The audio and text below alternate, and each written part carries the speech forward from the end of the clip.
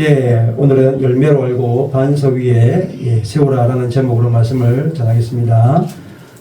성도 여러분, 제가 예전에 시골 장터에 간 적이 있습니다.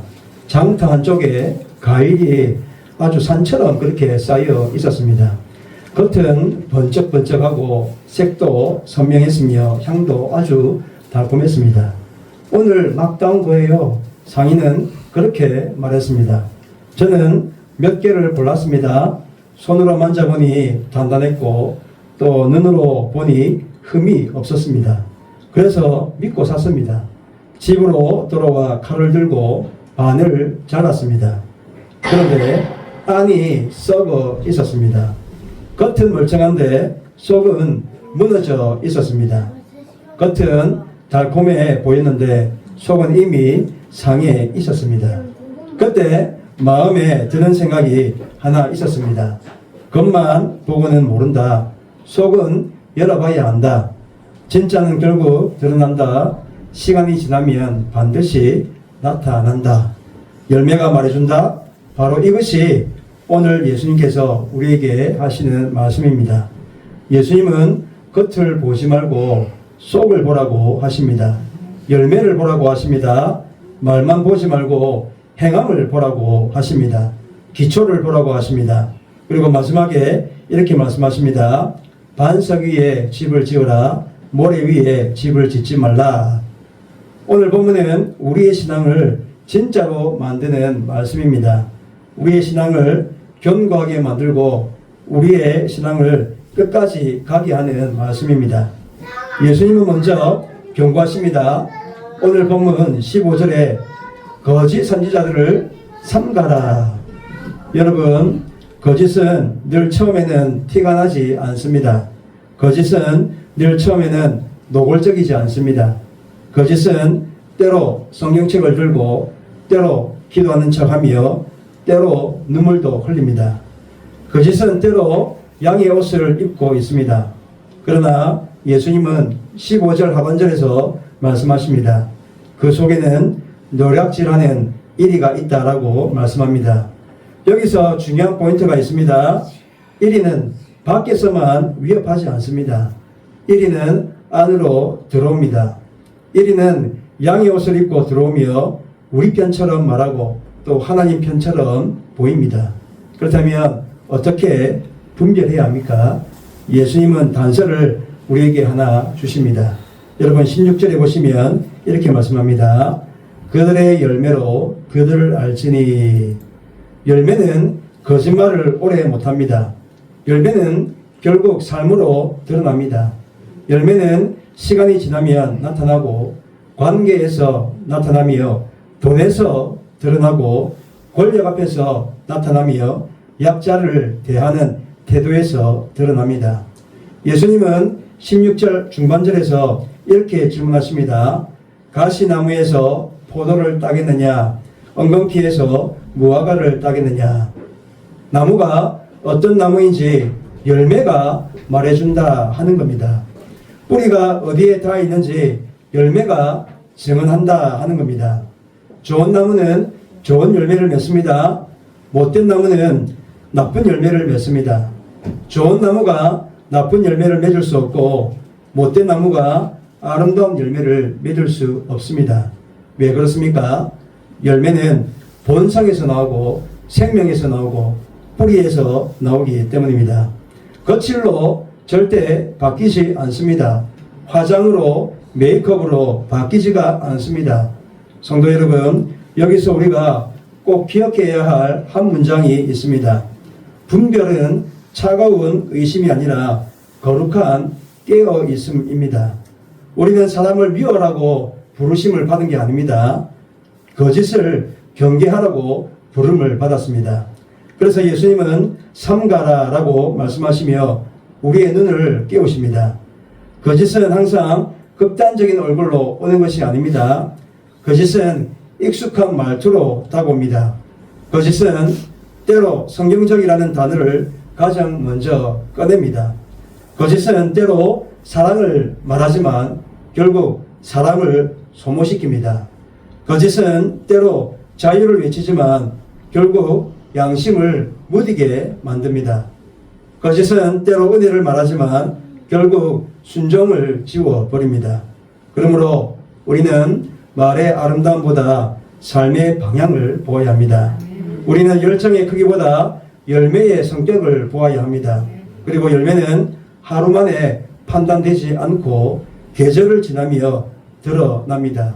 그래서 분별에는 인내가 필요하고 기도하는 마음이 필요합니다.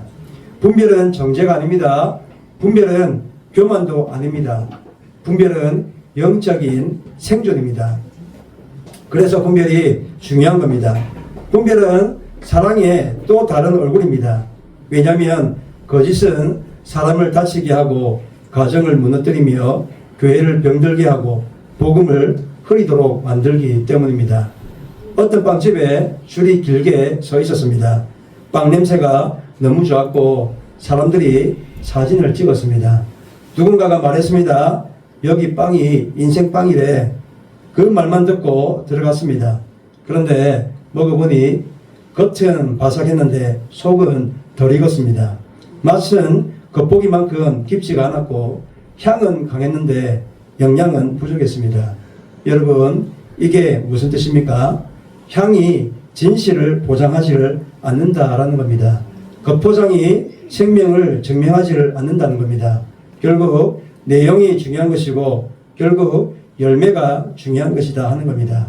성도가 거짓 선지자를, 거짓 목회자를, 거짓 성도를 분별할 때도 마찬가지입니다. 말이 화려하다고 진리가 아닙니다. 인기가 많다고 참이 아닙니다. 기적을 말한다고 다 하나님이 아닙니다. 열매를 보라. 예수님이 이렇게 말씀하십니다. 그들의 열매로 그들을 알리라. 예수님은 반복해서 말씀하십니다. 그렇다면 우리는 어떤 열매를 봐야 합니까? 성경적인 열매가 있는지 봐야 합니다. 겸손의 열매, 회개의 열매, 사랑의 열매, 자기 부인의 열매, 성결의 열매, 화평의 열매, 그리고 오직 진리 안에서 사람을 살리는 열매입니다. 그리고 또 하나를 더 봐야 합니다. 그 사람이 예수님께 복종하는가, 복종하지 않는가입니다. 자기 이름을 세우는가, 예수 이름을 높이는가, 사람을 자기에게 묻는가, 사람을 주님께로 보내는가를 살펴보아야 합니다. 그러나 성도 여러분, 이 말씀은 남을 향해 던지기 이전에 먼저 나를 향해 비추어 보아야 합니다. 나는 어떤 열매를 맺고 있는가? 나는 혹시 양의 옷만 입고 있지는 않는가? 나는 좋은 말만 하고 있지는 않은가? 내 가정의 열매는 어떻습니까? 내 직장에서의 열매는 또 어떻습니까? 내 시간 사용의 열매는 어떻습니까? 내 관계의 열매는 어떻습니까? 주님은 사람을 보실 때 그 사람의 열매를 보십니다. 주님은 겉모습이 아니라 속을 보십니다. 주님은 그 사람의 근본 뿌리를 보십니다. 주님은 진짜를 원하시지 가짜를 원하지 않으십니다. 그래서 예수님은 더 깊이 들어가 더 깊은 말씀을 하십니다. 여러분 21절을 보십시오. 이렇게 말씀합니다. 나더러 주여 주여 하는 자마다 다 천국에 들어갈 것이 아니요라고 말씀합니다. 여기서 충격이 옵니다. 무슨 충격입니까? 신앙에도 입술 신앙이 있다 하는 겁니다. 호칭 신앙이 있습니다. 종교 언어가 있다라는 겁니다. 그러나 예수님은 분명하고도 단호하게 말씀하십니다.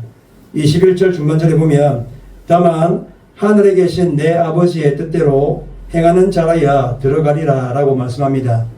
하나님의 뜻대로 행하는 사람만이 천국에 간다. 하나님의 진짜 자녀이다 하는 겁니다. 성도 여러분, 예수님은 고백을 무시하지 않으십니다. 예수님은 주여라고 부르는 것을 아주 기뻐하십니다.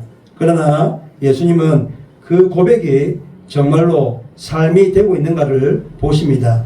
고백이 순종으로 이어지는가, 기도가 결단으로 이어지는가, 은혜가 변화로 이어지는가, 말씀이 행동으로 이어지는가, 예배가 월요일로 이어지는가를 보십니다. 여러분 22절을 보십시오. 사람들이 이렇게 말한다고 말씀합니다. 그날에 많은 사람이 나더러 이르되 주여 주여 우리가 주의 이름으로 선지자 노릇하며 주의 이름으로 귀신을 쫓아내며 주의 이름으로 많은 권능을 행하지 아니하였나이까 하리니라고 말씀합니다. 여러분, 이게 무슨 말입니까? 예수님을 믿는다고 했던 사람들이 다들 이렇게 말했다 하는 겁니다. 어떻게요? 주의 이름으로 선지자 노릇했습니다. 주의 이름으로 귀신을 쫓아냈습니다. 주의 이름으로 많은 권능을 행했습니다. 여러분, 이 말이 무엇을 뜻합니까? 종교적인 성과가 그 사람들에게 많이 있었다 하는 겁니다. 교회에서, 사회에서 종교적인 활동도 좀 했다 하는 겁니다. 그런데 23절에서 예수님이 그들을 향하여 이렇게 말씀합니다. 그때에 내가 그들에게 밝히 말하되 내가 너희를 도무지 알지 못하니. 여기서 안다는 것은 어떤 정보를 안다는 뜻이 아닙니다. 그 사람과 예수님 자신과의 관계를 안다는 뜻입니다. 그러니까 아무런 관계가 없다. 예수님을 진짜로 믿는 사람이 아니다 하는 겁니다. 뿐만 아니라 그 사람들이 입버릇처럼 말하는 사랑이 어떤 사랑인지를 안다는 뜻입니다. 말로는 하나님을 사랑한다 하지만 사실은 가짜 사랑이다 하는 겁니다. 더 나아가 그들이 말하는 연합이 무슨 의미인지 안다는 뜻입니다. 어떤 연합이겠습니까? 예수님과의 진짜 백이 연합이 아니라 껍데기뿐인 연합이다라는 겁니다. 한마디로 주님과 동의하는 삶이 아니라는 겁니다. 예수님은 이어서 23절 하반절에서 불법을 행하는 자들아 라고 말씀을 하십니다. 여러분, 불법이 무엇입니까? 하나님의 뜻과 전혀 상관이 없이 사는 겁니다. 하나님의 말씀과는 분리된 삶입니다. 겉으로는 경건해 보이지만 속으로는 주님을 거절하는 삶인 겁니다. 성도 여러분, 신앙은 하나님을 이용해 먹는 기술이 아닙니다. 신앙은 종교생활이 아닙니다. 신앙은 하나님과 사랑의 관계에 놓이는 것을 말하는 겁니다. 그래서 신앙은 주님께 굴복하는 기쁨이 있습니다. 신앙은 내가 주인의 자리에서 내려와서 주님께 그 주인의 자리에 내어드리는 것입니다. 여러분, 어느 회사에 사원증을 목에 걸고 다니는 사람이 있었습니다. 복장도 비슷하고 인사도 아주 자연스럽게 했고 회의실도 드나듭니다. 그런데 알고 보니까 외부 용역이었습니다. 회사에 출입은 가능하지만 결정권이 없습니다. 핵심 정보는 모르고 그 회사의 방향과는 전혀 무관합니다. 여러분, 이게 무슨 말입니까? 사원증이 회사와의 관계를 보장하지를 않습니다. 출입한다고 소속을 증명하지를 않는다라는 겁니다. 진짜는 함께 일하는가로 나타나고 같은 목표로 함께 움직이는가로 드러나는 것입니다. 예수님 말씀도 그렇습니다. 주여 주여가 사원증일 수 있습니다. 그러나 주님의 뜻대로 행하지 않으면, 주님과 함께 걷지 않으면 주님은 모른다 하실 수가 있는 겁니다. 그러니 여러분, 여기서 우리는 두려워해야 합니다. 그러나 동시에 길이 선명해집니다. 길은 복잡하지가 않습니다. 하나님 아버지의 뜻대로 행하는 것입니다. 말씀을 듣고 말씀을 붙들고 말씀대로 살려고 어쩌든지 몸부림을 한번 치보는 겁니다. 넘어지면 다시 회개하는 겁니다. 변명 대신에 오직 순정을 택하는 겁니다. 성도 여러분, 우리가 완벽해서 천국에 가는 것이 아닙니다. 우리가 전혀 실수가 없어가지고 구원을 받는 게 아닙니다. 우리는 오직 하나님의 은혜로 구원을 받는 겁니다. 그러나 진짜 백이 하나님의 은혜는 우리를 행함으로 끌고 갑니다. 진짜 백이 하나님의 은혜는 우리를 순종으로 이끌고, 진짜 백이 하나님의 은혜는 우리를 하나님 아버지의 뜻으로 이끌고 갑니다. 어떤 사람은 큰 사역을 했지만 작은 정직함을 버렸습니다. 어떤 사람은 많은 말을 했지만 한 번의 사과를 거절했습니다. 어떤 사람은 놀라운 아주 신비한 경험을 했지만 말씀 앞에서는 고개를 들고 말았습니다. 예수님은 우리가 능력을 자랑하기보다 하나님과의 관계를 지키기를 원하십니다. 예수님은 우리가 성과를 붙들기보다 순종을 붙들기를 원하십니다. 주님을 안다는 것은 주님의 마음을 배우는 것입니다. 주님을 안다는 것은 주님의 길을 따라 걷는 것입니다. 그래서 작은 순종이 사실은 큰 믿음의 증거가 되는 겁니다. 순종은 우리를 가두어두는 족쇄가 아닙니다. 순종은 우리를 살리는 길입니다. 순종은 기쁨을 빼앗는 것이 아닙니다. 순종은 진짜 기쁨을 회복시킵니다. 왜냐하면 하나님의 뜻 안에는 생명이 있기 때문에 그렇습니다. 오늘 예수님이 우리에게 이렇게 묻고 계십니다. 너는 누구의 뜻대로 살고 있느냐?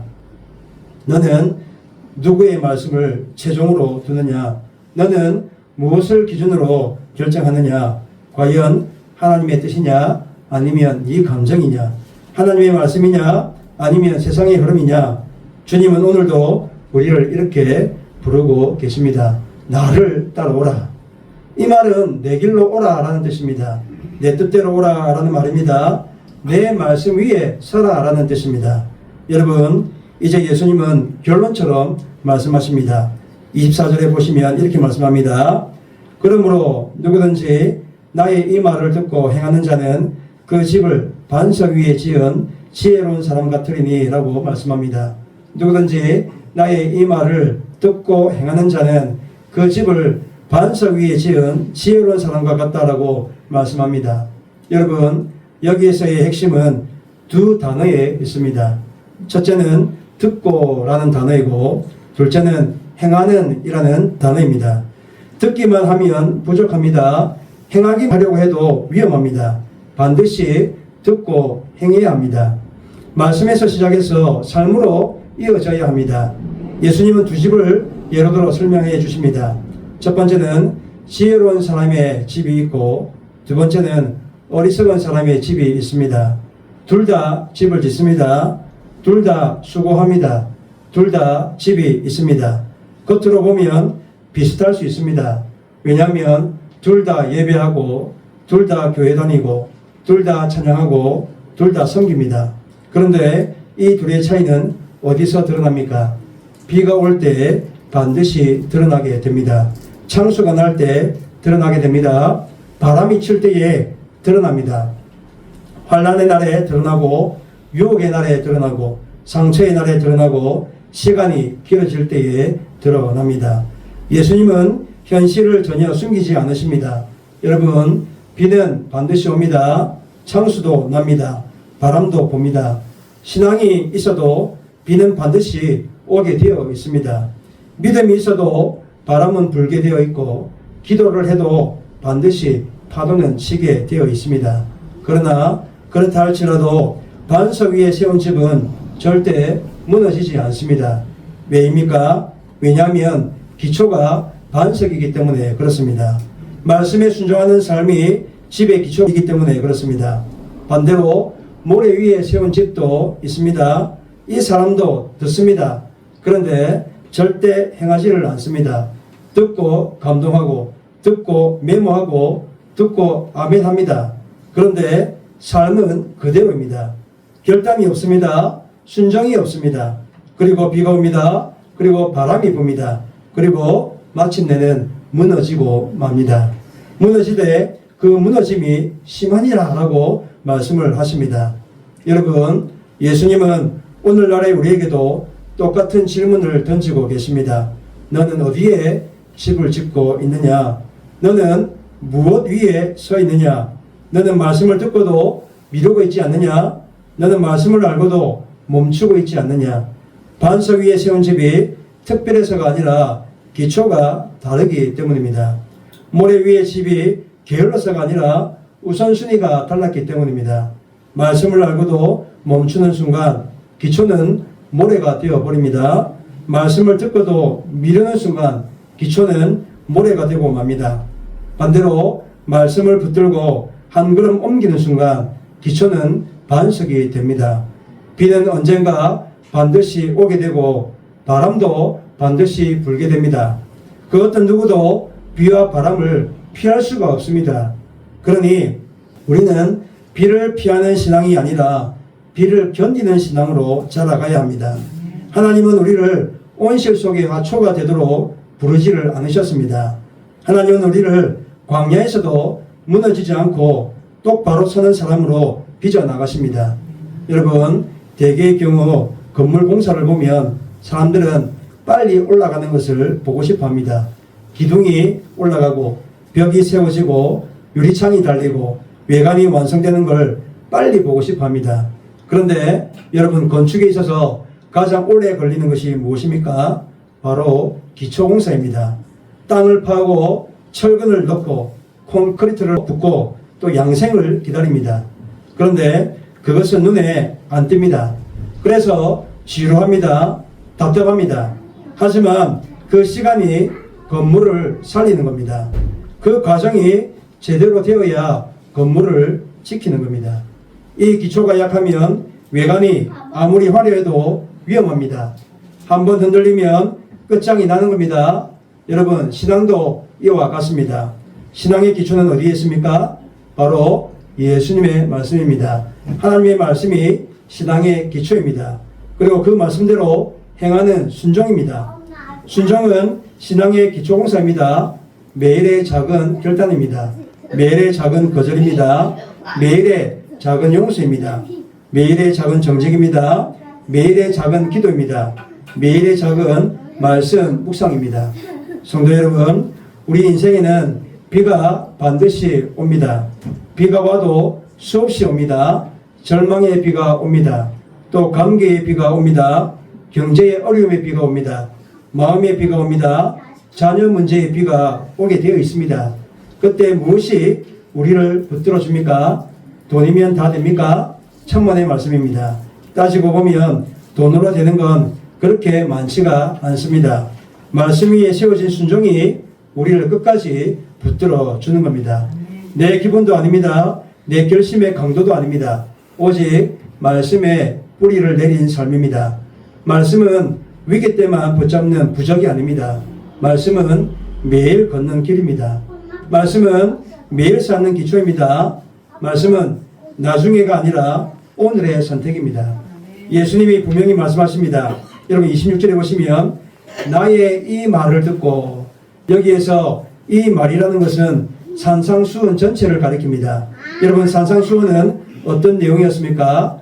원수를 사랑하라, 은밀한 중에 기도하라, 재물을 하나님보다 앞세우지 말라, 먼저 그의 나라를 구하라, 좁은 문으로 들어가라. 이런 말씀이 바로 산상수훈의 말씀입니다. 그러니까 이 모든 말씀이 우리의 삶의 기초가 되게 하라라는 겁니다. 성도 여러분, 오늘 본문은 세 가지를 우리에게 묻고 계십니다. 너는 과연 분별하면서 살고 있느냐? 너는 말만 하느냐? 아니면 행하느냐? 너는 반석 위에 집을 짓느냐? 아니면 모래 위에 집을 짓고 있느냐? 이 세 가지를 우리에게 묻고 계십니다. 여러분, 나 자신과 다른 사람을 볼 때에 첫 번째로 열매를 보시길 바랍니다. 다른 사람의 열매만 보면 안 됩니다. 내 열매도 함께 보아야 합니다. 내 말의 열매를, 내 시간의 열매를, 내 관계의 열매를 함께 보아야 합니다. 그렇게 하기 위하여 평소에 주님 앞에서 이렇게 기도하십시오. 주님, 제 속을 정직하게 보여주십시오. 제 뿌리를 만져주시고 제가 참 생명으로 살게 해주십시오 라고 기도하시기를 바랍니다. 둘째로 주여 주여에서 멈추는 신앙이 되지 마시길 바랍니다. 하나님 아버지의 뜻을 향하여 나아가시기를 바랍니다. 순종은 우리에게 무거운 짐이 절대 아닙니다. 순종은 하나님을 사랑한다는 증거입니다. 순종은 구원의 조건이 아니라 구원의 열매입니다. 셋째로 오늘 한 가지라도 행함으로 옮기시기를 바랍니다. 이것을 위해 말씀 한 구절을 붙드시고 그리고 작은 순종 하나를 하십시오. 혹시 용서해야 할 사람이 있습니까? 그렇다면 오늘 그 사람을 위해서 기도 한번 해보십시오. 정직해야 할 영역이 있습니까? 그렇다면 하일피일 미루지 말고 오늘 바로 잡으십시오. 끊어야 할 습관이 있습니까? 이 또한 마찬가지로 오늘부터 바로 한 걸음을 떼시기를 바랍니다. 시작이 작아도 괜찮습니다. 기초는 원래 그렇게 작게 시작을 하는 겁니다. 성도 여러분, 우리 인생에 비는 반드시 올 것입니다. 바람도 반드시 붑니다. 그러나 반석은 절대 흔들리지 않습니다. 말씀은 흔들리지 않습니다. 주님은 흔들리지 않습니다. 말씀 위에 선 사람은 넘어져도 다시 일어납니다. 상처를 아무리 받아도 무너지지 않습니다. 눈물을 흘려도 무너지지 않습니다. 왜냐하면 기초가 주님이시기 때문에 그렇습니다. 성도 여러분, 오늘 이 예배가 끝나고 집으로 돌아가시면 우리는 또 집을 짓게 됩니다. 무슨 집입니까? 월요일이라는 집을 짓습니다. 화요일에 집을 짓습니다. 또한 가정의 집을 짓습니다. 마음의 집을 짓고 신앙의 집을 짓습니다. 그러한 우리에게 오늘 주님이 이렇게 물으십니다. 너는 과연 어디에다가 짓고 있느냐? 너는 무엇 위에 서 있느냐? 라고 물으십니다. 우리의 대답이 이게 되었으면 좋겠습니다. 주님, 저는 반석 위에 짓겠습니다. 주님, 말씀을 듣고 행하겠습니다. 주님, 열매로 살겠습니다. 그 주님은 오늘도 우리를 살리십니다. 주님은 오늘도 우리를 세우십니다. 주님은 오늘도 우리를 지키십니다. 그러니 여러분, 어떤 일을 당해도 어떤 상황에 놓여도 두려워하지 마시길 바랍니다. 대신 하나님께 순종하십시오. 말씀 위에 서십시오. 대신 반석 위에 집을 지으시기를 바랍니다. 마지막으로 우리 함께 이렇게 선포했으면 좋겠습니다. 겉이 아니라 열매로 살겠습니다. 말이 아니라 행함으로 살겠습니다. 모래가 아니라 반석 위에 서겠습니다. 예수님의 말씀 위에 제 인생을 세우겠습니다. 이러한 우리 모두가 다 되시기를 주님의 이름으로 축원드립니다. 기도하겠습니다.